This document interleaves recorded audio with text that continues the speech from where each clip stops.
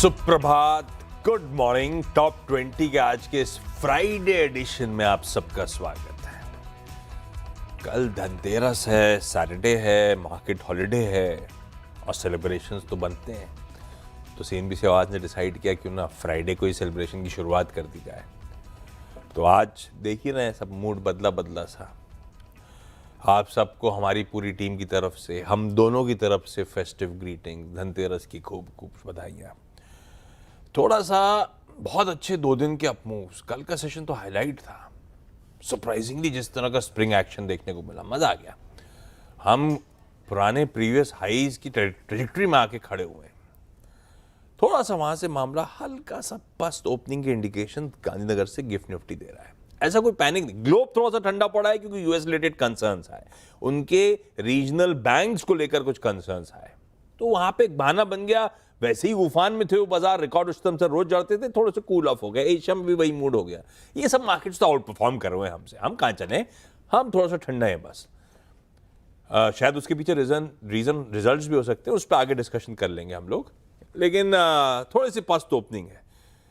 तेंदुलकर जब खेलते थे तो 100 पे जाते थे तो थोड़ा सा नर्वस 90s का जोन आता था। जब वो अच्छा खासा मारते मारते रुक जाते थे, इक्का दुक्का रन या बॉल टुकुर टुकुर करते थे, अपन सबकी धड़कनें बढ़ती रहती थी कि सेंचुरी बनेगी नहीं बनेगी। तो ये नर्वस 90s वाला इंडियन मार्केट्स के लिए भी मामला है, क्योंकि हल्का सा चलता नहीं बैंक निफ्टी, नया रिकॉर्ड में आ जाता, वहीं आके नर्वस हुआ है थोड़ा सा। आशीष, गुड मॉर्निंग भाई साहब, आपको भी धनतेरस की खूब खूब बधाइयाँ। शॉपिंग वॉपिंग हो गई क्या? आज होगी, जम के शॉपिंग होगी। और आपको और सभी दर्शकों को धनतेरस और दिवाली की बहुत सारी शुभकामनाएं। मूड माहौल बढ़िया लग रहा है, नो डाउट। 40 अंक नीचे गिफ्ट निफ्टी। चक्कर में पीछे पूरा बैकग्राउंड ही बदल नहीं तो मैं कैमोफ्लेज हो जाता, नीला कर दिया इनके लिए। बहुत वाइब्रेंट स्क्रीन लगे, मजा आ रहा है देख के, एनर्जी आ गई।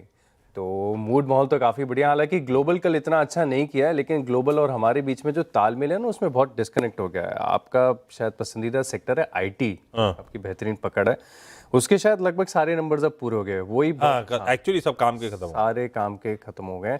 तो आज देखना होगा कि उन स्टॉक्स में कैसा रिएक्शन आए। अच्छा, मेरे जो शुरुआती 4 स्टॉक्स हैं वो एक ही खबर पर मैंने ले लिए और अपनी लिस्ट को बड़ी आसानी से कंप्लीट कर लिया। कोई स्ट्रेस नहीं, कोई लोड नहीं, बड़ी आसानी से कंप्लीट होगी लिस्ट। शुरुआत में कर देता हूं और 2 स्टॉक मैं आपको पहले बताता हूं। पहला जो स्टॉक है मेरी लिस्ट में, ये है नालवा सन्स। कम चर्चा होती है लेकिन सब जानते हैं स्टॉक के बारे में।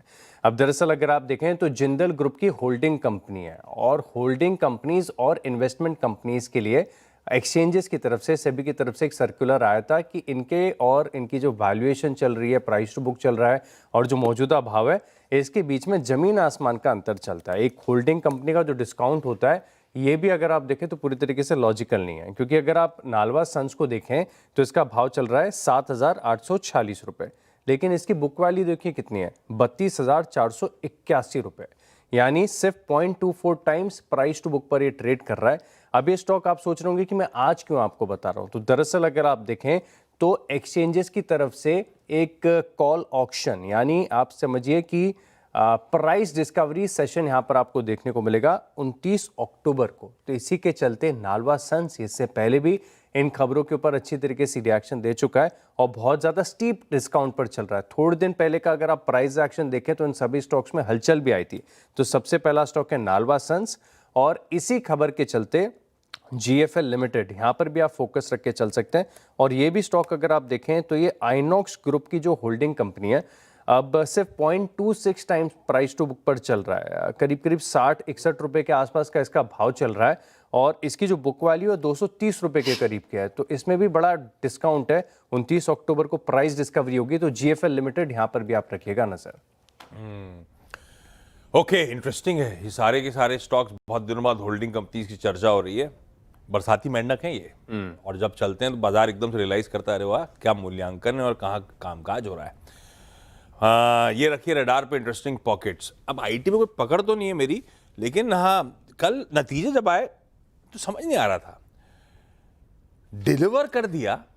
आप इन्फोसिस टीसीएस रख दो स्क्रीन पे, दोनों को कलर भी देना जरूरी है आज के टॉप 20 में।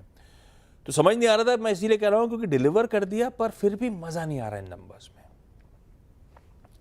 स्टॉक्स करेक्टेड हैं, बट क्या है, अभी भी इन सब की बातचीत से ऐसा लगता है विजिबिलिटी नदारत है। तो मतलब वो क्या था, पॉकेट अट्रैक्टिव हुई या नहीं हुई, मुझे क्या फ्रेश पैसा कमिट करना मैं डालूंगा, शायद नहीं। मैं सबके नंबर्स बताता हूं। इन्फी ने, किसी दोनों ने डिसअपॉइंट नहीं करा, ना इन्फी ने करा ना विप्रो ने करा। इन्फोसिस ने 2.2% कांस्टेंट करेंसी में आय डिलीवर करी। आवाज जब अपना पोल लेकर आता है आजकल, तो आपको सारा ग्रिड भी दिखा देता हूं मैं। कई ब्रोकरेजेस की एक्सपेक्टेशन से ठंडे, कईयों की एक्सपेक्टेशन से बेहतर, उस रेंज में ही है। आवाज का अनुमान 0.25% के आसपास था, तो आवाज अनुमान से बेहतर है। मार्जिन्स 21% के आसपास आए, एक्सपेक्टेशंस के हिसाब से मार्जिन्स देखने को मिल रहे हैं। गाइडेंस 1 से 3% पूरे साल की थी, क्योंकि 2 क्वार्टर्स हो गए, 2 क्वार्टर अच्छे गए इन्फोसिस के, उन्होंने बढ़ा के 2 से 3% कर दी। अपर थ्रेशोल्ड नहीं चेंज किया, लोअर इसलिए कर दिया क्योंकि 2 क्वार्टर में ग्रोथ अच्छी थी, तो थोड़ा सा और आपके पास क्लैरिटी है पूरे साल की। और ये ब्रोकरेजेस ज्यादातर या तो कह रही थी बदलेगा नहीं, बदलेगा तो नीचे का बदलेगा। और ये भी ध्यान रखिएगा इन्फोसिस के लिए H1 पहली छमाही जो 2 क्वार्टर निकले वो अच्छे होने थे वर्सेस H2। इन्फोसिस के लिए हमेशा H2 खराब रहता है, इसीलिए उन्होंने गाइडेंस नहीं बढ़ाई बजाय 2 क्वार्टर अच्छे होने के बावजूद। तो इसलिए मैंने कहा, अब जब मैंने इस तरह की बात हाईलाइट कर दी कि डिलीवर करा है पर मजा नहीं आ रहा है, फ्रेश पैसा कमिट नहीं करूंगा, तो मैं लाल लेके जा रहा हूं। अच्छा, अगर चले भी ये स्टॉक दिन के दौरान, सिर्फ इसीलिए चल रहे होंगे कि रिजल्ट्स पे कोई डिसअपॉइंटमेंट नहीं है। अगर डिसअपॉइंटमेंट नहीं है, वो पसंद आ रहा है आपको, तो बात अलग है, अदरवाइज ये लॉजिकली रेड होना चाहिए। ऐसे ही विप्रो कोई ग्रोथ नहीं करता है, इस बार भी नाम, इसने गाइड करा था -1% से +1%, 0%, 0.1%, 0.2% स्ट्रीट एक्सपेक्टेशंस थी, 0.3% इन्होंने ग्रोथ डिलीवर कर दी। ठीक है, एकदम फ्लैट क्वार्टर ही रहा। इनके पास एक चीज अच्छी थी, इनके मार्जिन स्ट्रीट एक्सपेक्टेशन से बेहतर 50 बेसिस पॉइंट्स के आसपास पड़े। बाकी ठीक है नंबर्स, ऐसा कुछ नहीं। अगले क्वार्टर के लिए गाइड क्या कर रहे हैं, -0.5% से +1.5% की। तो स्ट्रीट में एस्टिमेट्स थे, लेकिन ये जरूर है कि ये -0.5 से +1.5 जो है, जो बेहतर साइड की एक्सपेक्टेशन थी उस पर डिलीवर कर रहा है। तो डिलीवर करे नंबर्स ने, ऐसा नहीं है। पर फिर भी वो विप्रो के लिए एक बात ध्यान रखिएगा, जब ये गाइड कर रहे हैं तो ये सब जानते हैं कि H2 अच्छा होने वाला है, क्योंकि उन्होंने Q1 में बहुत तगड़े ऑर्डर्स बैक कर रखे थे, उसका रैंप अप होना है डील्स का, तो पता है सबको H2 अच्छा होना है। इसीलिए कुछ वो क्या, कौन सा फैक्टर होता है वो, किसके लिए? X factor. X factor. तो लाल रखते हैं, दोनों में हो गए सारे नंबर्स आईटी के। अच्छा करा आईटी ने, लेकिन अभी भी अनसर्टनिटी, अभी भी कंसर्न्स, अभी भी ग्रोथ गायब है। ये सब पकड़ लीजिए आप, पूरे आईटी सेक्टर का हाल यही है। दिखाएंगे 8 बजे पूरी डिटेल ग्रिड आपको। अगले दो कौन से भाई साहब? होल्डिंग कंपनीज ही हैं, पिलानी इन्वेस्टमेंट्स यानी बिरला ग्रुप की जो कंपनी है, होल्डिंग वाला मामला है। आज चारों के चारों ले ली, बड़ी आसानी से लिस्ट कंप्लीट होगी, नो स्ट्रेस। और इन स्टॉक्स में लग रहा है कि थोड़ा एक्शन भी आएगा। अब देखिए 5,364 रुपए का भाव चल रहा है, इसकी बुक वैल्यू कितनी है, 14,432 रुपए। ये नो ब्रेनर स्टॉक है। इसके अलावा एक और स्टॉक है, इसमें चंबल ग्रुप की जो कंपनी है, ये होल्डिंग कंपनी है, 642 रुपए का भाव है। बात कर रहा हूँ एसआईएल इन्वेस्टमेंट की, और 3,000 रुपए के आसपास की बुक वैल्यू है। तो अगले ये 2 स्टॉक्स हैं, ये भी होल्डिंग कंपनी वाले हैं। अच्छा, JSW इंफ्रा रेड में ले रहा हूं क्योंकि ऑपरेशनली दिक्कत है। रेवेन्यू मोमेंटम ठीक था 26% के आसपास, EBITDA 24% गिर गया, 67% के मार्जिन 40% पे है, और मुनाफा इसीलिए रेड में नजर आएगा आपको। पर ठीक है, इसको लाल में लेके जा रहा हूं आज के लिए। पंजाब एंड सिंध बैंक को ग्रीन ले जा रहा हूं। सरकारी बैंक अच्छा कर रहे हैं। NII 9% जंप, मुनाफे में 23% का उछाल। इन्होंने बिजनेस अपडेट भी शेयर कर रखे हैं सरकारी बैंक्स ने, वो डिसेंट थे ही, तो आइडिया लग रहा था। Gross NPA, net NPA, asset quality में क्यू ऑन क्यू इंप्रूवमेंट है। 2 लार्ज ट्रेड्स हैं। CMS इंफो सिस्टम्स में एक FII WF Asian reconnaissance fund ने माल बेचा, मैं उस पर नहीं जा रहा। PPFAS म्यूचुअल फंड ने इसमें उस माल का 20 लाख शेयर्स खरीद डाले। CMS इंफो सिस्टम दिखाइए। अरे क्या हो गया डायरेक्टर साहब, उसको ग्रीन ले जा रहा हूं, CMS को PPFAS की खरीदारी के बीच में। रूबिकॉन रिसर्च कल की लिस्टिंग अच्छी थी, अच्छी होनी चाहिए थी, सॉलिड सब्सक्रिप्शन नंबर्स थे। कल रूबिकॉन रिसर्च में नोमुरा फंड्स ने उस प्रीमियम लिस्टिंग में भी पैसा कमिट कर दिया। नोमुरा ने कल 16.5 लाख शेयर्स और खरीद लिए 616 के भाव पे। रूबिकॉन को भी ग्रीन पे कर दिया। अच्छे हो गए मेरे तो। लास्ट मैं 2 बता देता हूँ। एक तो कल्पतरू लिमिटेड है, ये रियल एस्टेट कंपनी है, मुंबई फोकस्ड है। ये हाई से टूटी हुई है, करीब करीब 20% की गिरावट हाई से देखने को मिल रही है। इसका डेटा है क्वार्टरली 2 के अपडेट्स का, जिसमें प्री सेल्स 19% बढ़ी है, कलेक्शन 37% बढ़े, लेकिन स्टॉक ऑफ हाई से बहुत पिटा हुआ है, चला बिल्कुल नहीं है, इसी के लिए स्टॉक को इन ग्रीन रख रहा हूँ। इसके अलावा इटर्नल यहाँ पर डे 2 का एक्शन आपको देखने को मिल सकता है। कल जब बाजार बंद होने के दौरान इसके नतीजे आते तो मार्केट में किसी को समझ ही नहीं आ रहा था। दरअसल अगर आप देखें तो कुछ अकाउंटिंग एडजस्टमेंट के चलते रेवेन्यू में साल दर साल बहुत बड़ा जंप यहाँ पर देखने को मिल रहा था, लेकिन वो अकाउंटिंग एडजस्टमेंट थे। तो शुरुआत में तो बड़ा स्पर्ट आ गया स्टॉक में, फिर ऑफ हाइज हो गया, लेकिन आज अगर डे 2 के एक्शन को देखें तो ज्यादातर ब्रोकरेजेस थम्स अप दे रहे हैं नंबर्स को। नोवामा ने टारगेट प्राइस 320 से बढ़ाकर 400 कर दिया है। अब एमके क्या कह रहा है कि क्विक कॉमर्स में अगर आप देखें तो ज्यादा एडवर्टाइजिंग स्पेंडिंग के चलते इनका एबिटा थोड़ा सा कमजोर आया, लेकिन फूड डिलीवरी के एबिटा ने इसे ऑफसेट कर दिया है। बैंक ऑफ अमेरिका की भी कमेंट्री अगर आप देखें तो अच्छी है। तो सबको इटर्नल पसंद है, हर भाव पर पसंद है, बड़ी हाई ग्रोथ कारोबार है, तो इटर्नल को भी रख लिया इन ग्रीन। ओके, 6 पूरे ब्रेक के उस पर लौटेंगे तो अगले 4 पे बातचीत।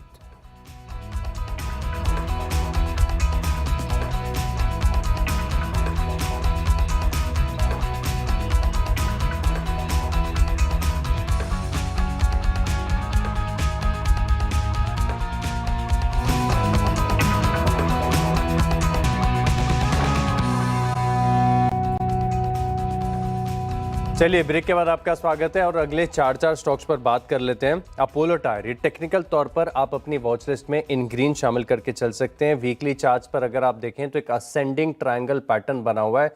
वीकली चार्ट पर एक बार स्विच करके जरूर देखेगा, बड़ा अच्छा इंटरेस्टिंग पैटर्न है। इसके अलावा अगर आप देखें तो अपोलो टायर के साथ मैंने देखा कि दूसरी भी टायर कंपनीज चल रही हैं, उनके भी पैटर्न बढ़िया हैं। तो जेके टायर का बहुत अच्छा पैटर्न है और इसमें आप डेली चार्ट देखिए, कैंडलस्टिक डेली चार्ट्स अगर आप देखेंगे तो आपको एक आसानी से inverse head and shoulder structure नजर आ जाएगा, जो अपने आप में काफी अच्छा है। अच्छे मैग्नीट्यूड के ब्रेकआउट्स यहाँ पर देखने को मिलते हैं। तो जेके टायर और अपोलो टायर, इन दोनों स्टॉक्स को रखें इन ग्रीन। आखिरी के जो स्टॉक्स हैं टीम लाइनअप में, डायरेक्टर साहब कुछ बदलूंगा तो आप ध्यान रखना उसका। विक्रम सोलार, ये रिसेंटली लिस्टेड कंपनी, नंबर्स तो अच्छे दिख रहे हैं। 572 की आय बढ़कर 1100 करोड़ रुपए, 12.5% बीटा बढ़कर 21% हो गया। तो numbers on the face of it अच्छे हैं, पर आई एम अज्यूमिंग ये रिसेंट लिस्टेड कंपनी केपेक्स पे खर्च कर रही थी, नए प्रोजेक्ट कमीशन हो रहे हैं, उसी लिए आप देख रहे हैं इस तरह से फाइनेंशियल्स में इंप्रूवमेंट। पर फिर भी on the face of it अच्छे हैं, इसलिए ग्रीन करा। हिंदुस्तान एरोनॉटिक्स, कल लक्ष्मण बता ही रहे थे आपको चैनल पे, नासिक की फैक्ट्री से जुड़ गए थे वो। तो आज वो टेस्ट फ्लाइट भी है, plus defence minister Rajnath Singh साहब नासिक के यूनिट विजिट कर रहे होंगे। 2 नई प्रोडक्शन लाइंस का इनॉग्रेशन भी हो रहा है, कमिश्निंग हो रही है। तो एचएएल को ग्रीन कर दिया। जेएसडब्ल्यू एनर्जी को ग्रीन करा क्योंकि इन्होंने 400 मेगावाट के एक प्रोजेक्ट बैक करा है, लेटर ऑफ अवार्ड इनको मिला है, तो इसीलिए अच्छी खबर मान के ग्रीन करा। एक कैनरा बैंक को आज लाल ले जा रहा हूं। थोड़ा सा बैंक्स का क्यों भी गड़बड़ा है यूएस से, पर वो रीजन नहीं। कैनरा बैंक की बहुत तेजी हुई थी क्योंकि उसकी 2 आर्म्स की वैल्यू अनलॉकिंग हो रही थी। एक लिस्ट कल हो गया, दूसरा आज लिस्ट होने आएगा। अब वो प्रॉफिट टेकिंग के सिलसिले की शुरुआत हो रही है। कल कहाँ खुला था, कहाँ बंद हुआ था, और आज की लिस्टिंग तो शायद रिस्पांस देखते हुए फीकी दिख रही होगी। तो शायद कैनरा बैंक इन रेड रखा है, लेकिन आप लोग सिर्फ फोकस में रखें। आखिरी 2 कौन से? टाटा कंज्यूमर, कल नेस्ले के नतीजों के बाद सभी एफएमसीजी कंपनीज में एक सर्ज देखने को मिला और स्टॉक में अगर आप देखें तो अप्रैल से लेके अब तक का एक कंसोलिडेशन है। लगभग इसके ऊपर एक ब्रेकआउट देखने को मिलेगा। स्टॉक इतना ज़्यादा चला नहीं है, एफएमसीजी पर किसी का फोकस नहीं है, यहाँ पर आप नजर रख के चल सकते हैं। इन ग्रीन रखा है। और एक स्टार हेल्थ है, इसकी चर्चा लगातार की है और ये स्टॉक अगर आप देखें तो ये जीएसटी का जब इम्पैक्ट आया था तब एक यूफोरिया आया था, बहुत बड़ा सर्ज स्टॉक में देखने को मिला था। अब ये 19 स्तरों के आसपास जा चुका है, लेकिन अगर आप वीकली चार्ट को देखेंगे तो एक अक्यूमुलेशन, एक राउंडिंग बॉटम भी आपको नजर आएगा। और बेस्ट क्लोज यहाँ पर दिसंबर 2024 पिछले साल मंथ के हिसाब से आपको देखने को मिलेगी। तो बढ़िया स्टार हेल्थ का स्ट्रक्चर है, तो स्टॉक को भी रखा है इन ग्रीन। ब्रेक ले जाए। ब्रेक के उस पर एक क्विक रैप अप कर देंगे 20 स्टॉक्स का।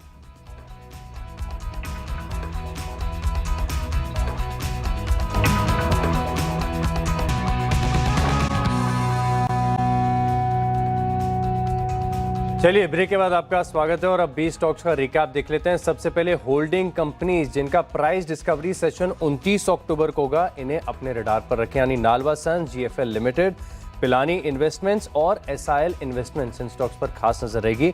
इसके अलावा अगर आप देखें तो कल्पतरू लिमिटेड, इसके क्वार्टरली नंबर्स आए हैं, अपडेट्स उसके ऊपर फोकस रहेगा। इटर्नल है, अपोलो टायर्स, जेके टायर, टेक्निकल तौर पर टाटा कंज्यूमर और स्टार हेल्थ, इन स्टॉक्स को भी रखा है इन ग्रीन। बड़े आराम से काम हो गया आज तो। आज नहीं, अपना भी वैसे हो गया। 10 टीम आपकी स्क्रीन पर है। अब ये स्टॉक की चाल कैसी रहेंगी, क्योंकि बहुत सारी खबरों पे बड़े वाइल्ड रिएक्शंस हो सकते हैं, ध्यान रखिएगा। तो खबरें जैसी लग रही थी वैसे स्टॉक के शेड्स हैं बस। इन्फोसिस, विप्रो, जेएसडब्ल्यू इंफ्रा, ये 2 बार जेएसडब्ल्यू इंफ्रा है, ये कुछ और होगा नीचे, और कैनरा बैंक रेड में, और ग्रीन में Punjab and Sindh bank, CMS info, Rubicon research already कल लिस्टिंग स्ट्रांग हो चुकी है, इसे सिर्फ वॉच पे रखिएगा। विक्रम सोलार और एचएएल को ग्रीन में रखा है।